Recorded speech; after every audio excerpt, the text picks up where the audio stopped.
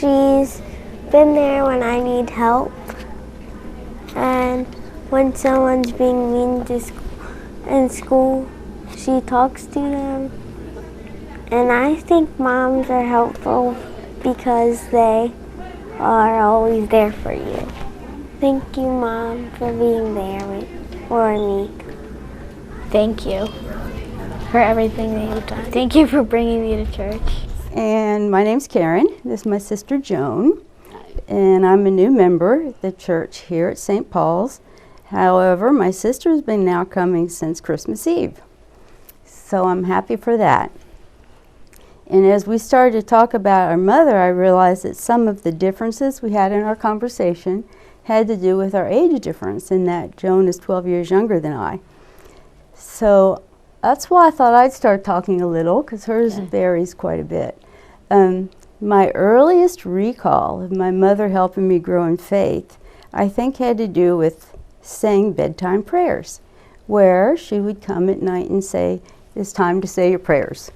I'd say, "Okay, what is that?"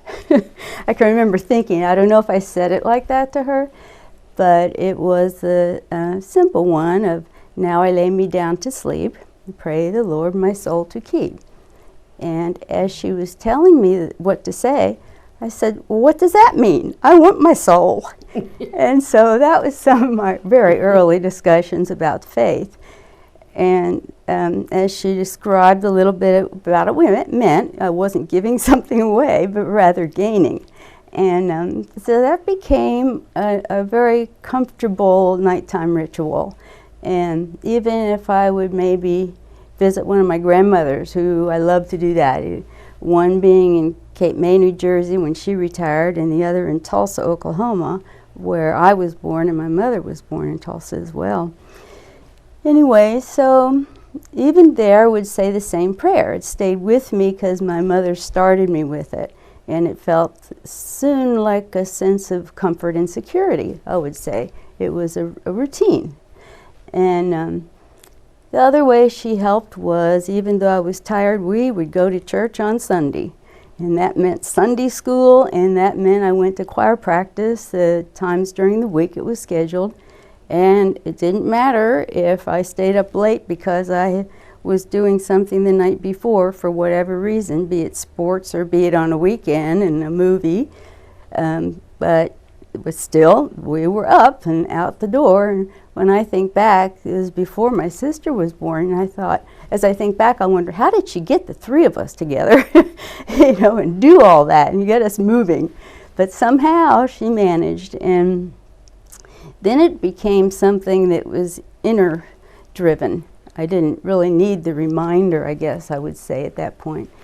So when I was really little, I know my mom would read to me every night, and she sort of juggled my memory about the prayer time, because I think sometimes I thought more about the reading.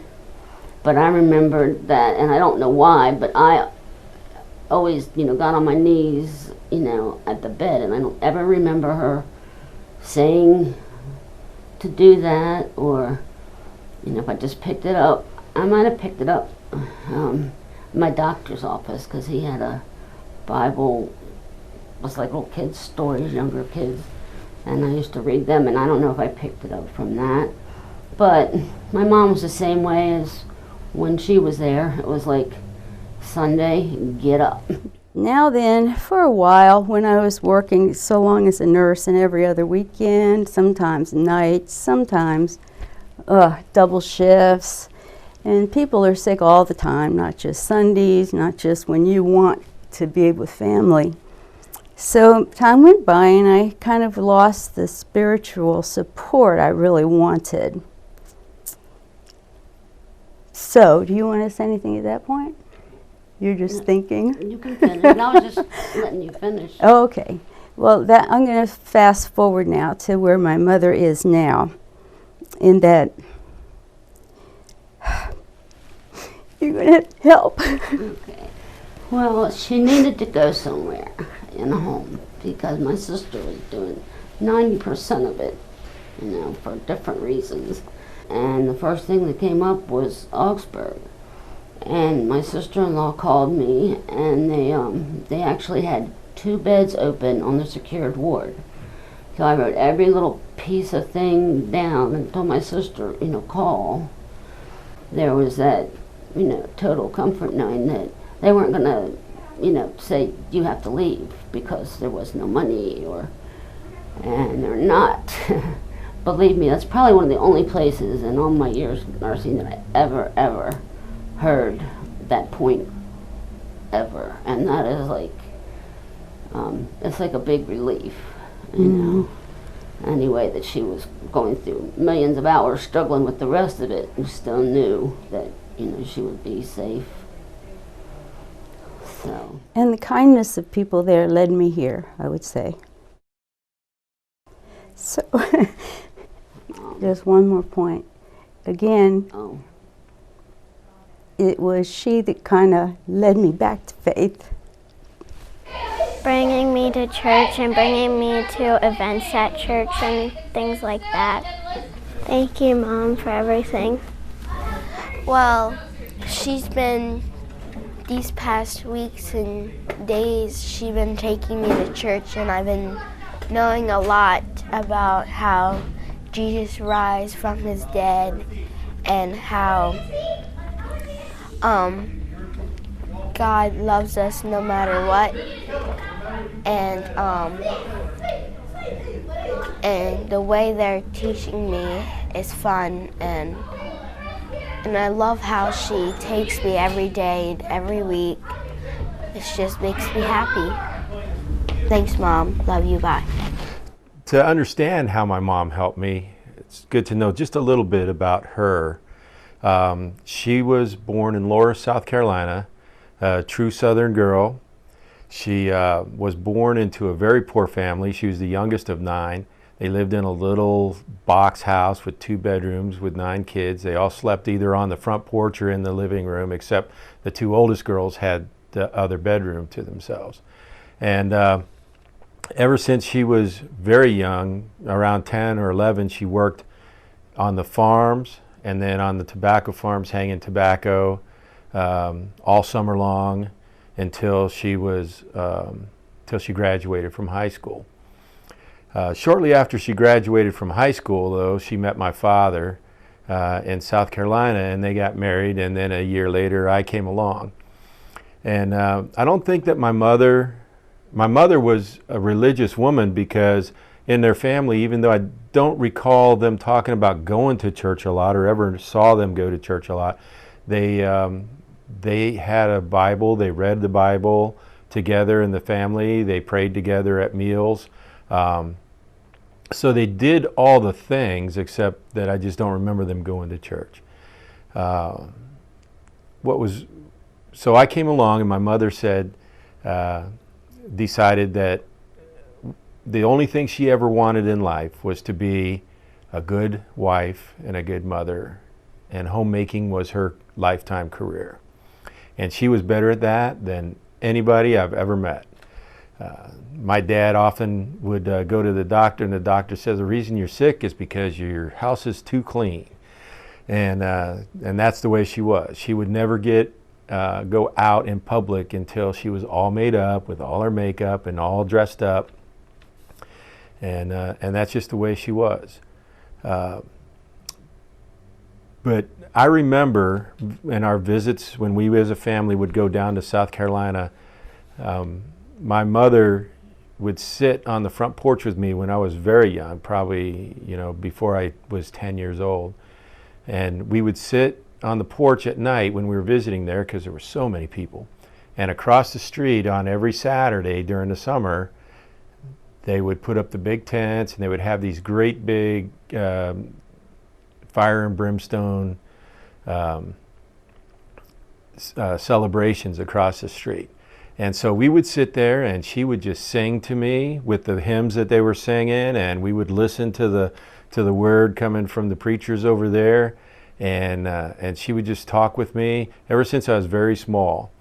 And we would just sit there until late at night, sometimes early in the morning, just listening. So that was kind of where she started to build my faith. later on, her and my father got together, and they started taking us to church, as most of us do with our kids. And they became very engaged in the Southern Baptist Church. She taught Sunday school. She served on committees. She did all kinds of stuff with the church, but never ever hesitated, or was never ever deterred from taking care of us. She was just a woman that was tireless and busy. So she molded, is that a correct word? She molded me into a person that was very patient with people, that understood what the family meant, what God wanted the family to be, understood the relationship between people that God has created for us, and she served like nobody I've ever known. When she died, she later, in 2001, she died on Mother's Day in 2001, and she died after about a 1.5 year battle with cancer. And even through all of that, it's kind of like, it seems like it's easier to turn to God when you're in fear at the end, but for her, it wasn't like she turned to God. It was just, hey, I'm ready whenever it's time.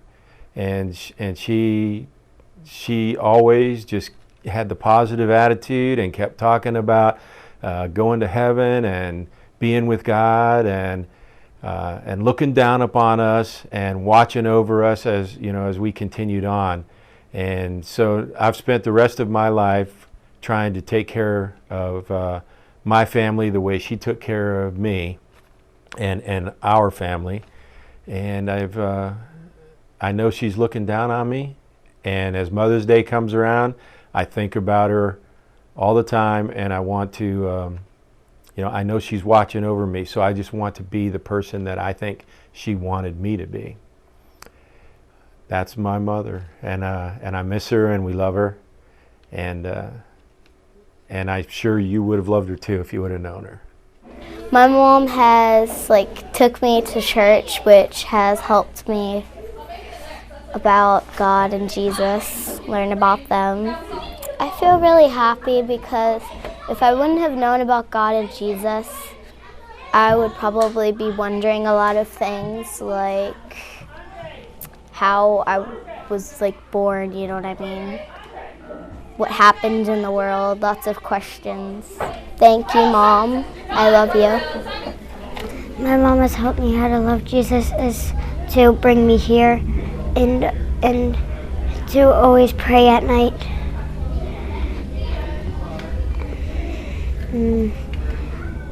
And she has always loved me.